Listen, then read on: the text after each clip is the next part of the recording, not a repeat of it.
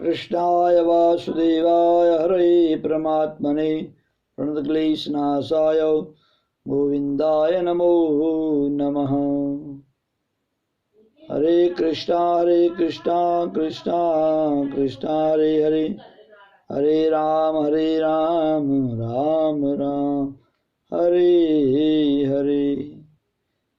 आइए वैशाख शुक्ल पक्ष मोहिनी एकादशी भगवान पुरुषोत्तम रूप राम की पूजा का विधान है।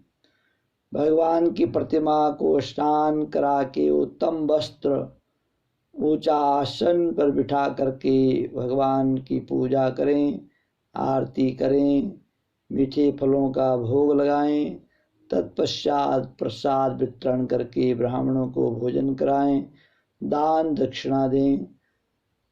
दिन और रात में भगवान का कीर्तन करें, महामंत्र का जाप करें, ओम नमो भगवते वासुदेवाय का जाप करें। भगवान की मूर्ति के समीप बैठ करके पृथ्वी पर शयन करें। इस व्रत के करने से निंदित कर्मों के पाप से छुटकारा मिल जाता है। बड़े मनोयोग पूर्वक सुन रहे थे युधिष्ठिर, बड़े ध्यान से युधिष्ठिर कथा सुन रहे थे। अब उन्होंने विनीत भाव से कहा कि हे नटवर नागर, हे भगवान कृष्ण, वैशाख मास की शुक्ल पक्ष की एकादशी के बारे में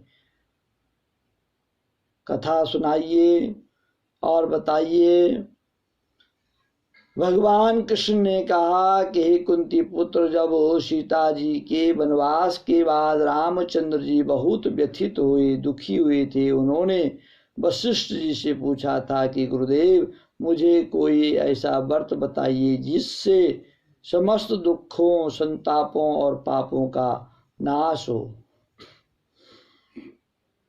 और मेरे हृदय को शांति मिले।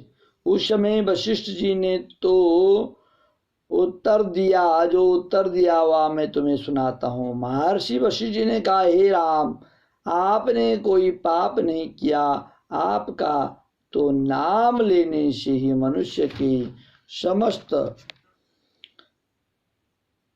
समस्त रोग शोक मिट जाते हैं। यह प्रश्न आपने लोकहित के लिए, लोक कल्याण के लिए किया था। मैं आपको बताता हूँ कि मानसिक शांति की प्राप्ति और संताप तथा पाप मिटाने का अमोघ अस्त्र है मोहिनी एकादशी का व्रत। वैशाख मास के शुक्ल पक्ष की एकादशी को मोहिनी एकादशी का इसलिए कहा जाता है कि इसका व्रत करने से मनुष्य के पाप तथा दुख दूर हो करके वह मोह जाल से मुक्त हो जाता है। अतएव दुखी मनुष्यों को यह व्रत अवश्य करना चाहिए। मैं इसकी कथा कहता हूँ कि आप ध्यानपूर्वक सुने। सरस्वती नदी के किनारे वशी सुंदर और संपन्न नगरी भद्रवती में धुतिमान नाम का चंद्रवंशी राजा राज्य करता था। इसी नगर में धन धान्य से परिपूर्ण धनपाल नामक एक वैश्य भी रहता था। वह वैश्य अत्यंत धर्मात्मा एवं विष्णु भक्त था। उसने नगर में अनेकों भोजनालय, प्याऊ, कुएं, तालाब, धर्मशाला आदि बनाए। सड़कों के किनारे आम, जामुन, नीम आदि के वृक्ष लगाए।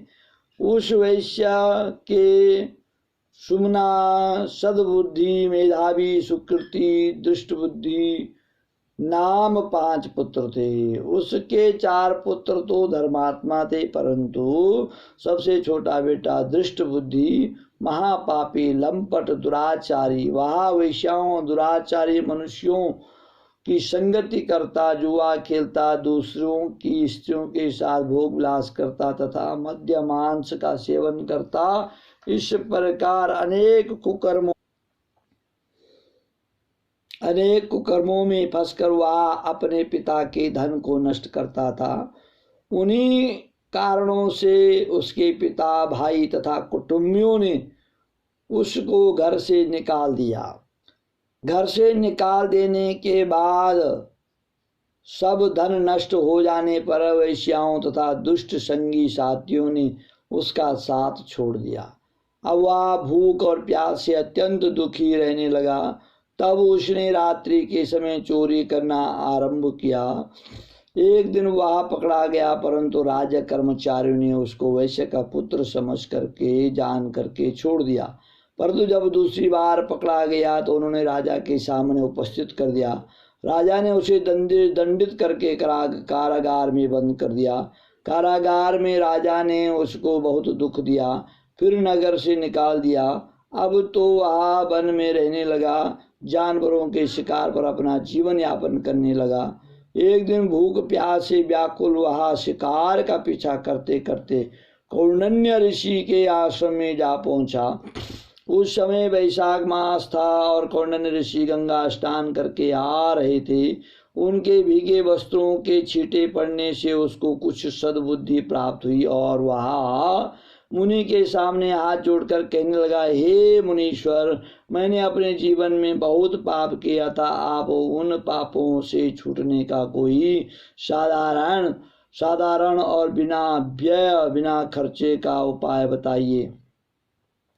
उसके दीन वचन सुनकर ऋषि कहने लगे कि ध्यान देकर सुनो, तुम वैशाख शुक्ला एकादशी का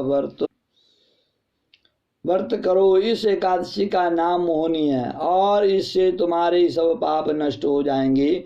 मुनि के वचन सुनकर यह अत्यंत प्रसन्न हुआ और मुनि के द्वारा बताई गई विधि के अनुसार उसने मोहिनी एकादशी का व्रत किया।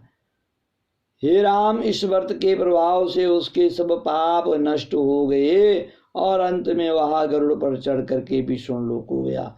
इस व्रत से मोह आदि सब नष्ट हो जाते हैं, अतः संसार में इस व्रत से श्रेष्ठ अन्य कोई व्रत नहीं है। इसके महात्म्य को पढ़ने अथवा सुनने से 1000 गौदान का फल प्राप्त होता है। एकादशी का व्रत अवश्य करें और एकादशी को चावल नहीं खाने चाहिए और भगवान का चिंतन भजन करना चाहिए। मैं आचार्य चंद्रभूषण, मेरे YouTube चैनल को आप अवश्य सब्सक्राइब करें, लाइक करें, शेयर करें।